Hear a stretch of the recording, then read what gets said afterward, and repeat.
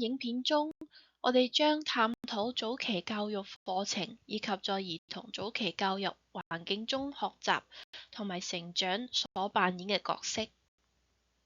等我哋先嚟定義一下課程。課程係一套系統嘅學習計劃，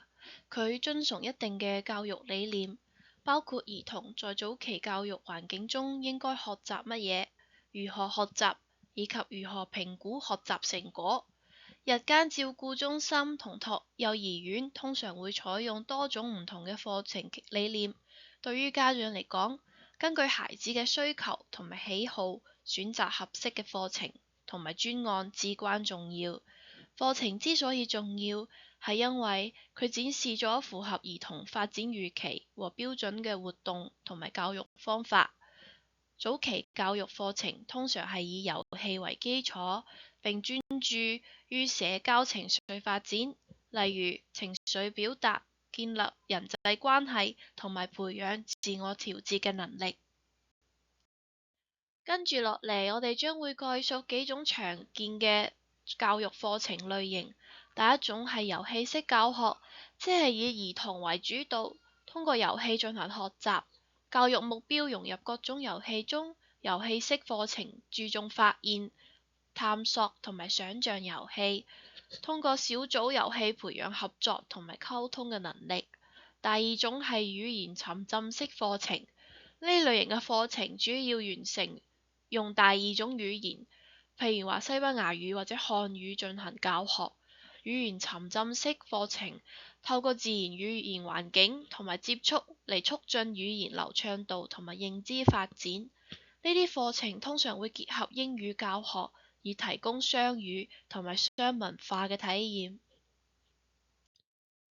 跟住落嚟係蒙特梭利課程，好多人可能都比較熟悉。喺蒙特梭利課程中，小朋友主導學習，按照自己嘅節奏探索活動，並根據自己嘅興趣選擇活動。喺呢啲課程通常採用混合年齡分組，以培養小朋友嘅領導能力同埋同儕學習能力。蒙特梭利課程係培養小朋友嘅獨立性、抉擇能力同埋社交情緒發展。最後係 Reggio Emilia 課程，佢同樣以學兒童為主導，注重體驗式學習，強調表達藝術同埋社區活動。喺呢啲課程鼓勵小朋友通過自主學習培養責任感、尊重他人同埋韌性。喺呢啲課程中，教師會幫助小朋友建立以專案為基礎嘅學習環境。既然我哋已經定義咗課程，都分享咗一啲常見嘅早期教育課程類型，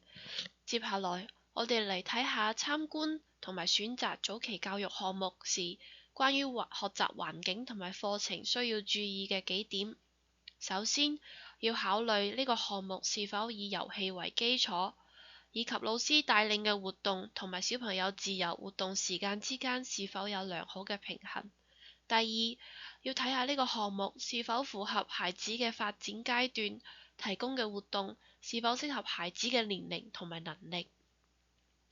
戶外活動機會都好重要，孩子是否安全、有圍欄、設備齊全嘅戶外活動場地可以日常使用。最後，要考慮呢個項目是否會根據每一個孩子嘅需要、能力同埋個性嚟調整活動，因為每個孩子嘅學習方式都不同，課程亦都應該支持佢哋唔同嘅學習風格。如果需要了解更多資料，請透過電話、電郵或者親身聯繫我哋嘅資源同埋轉介專員。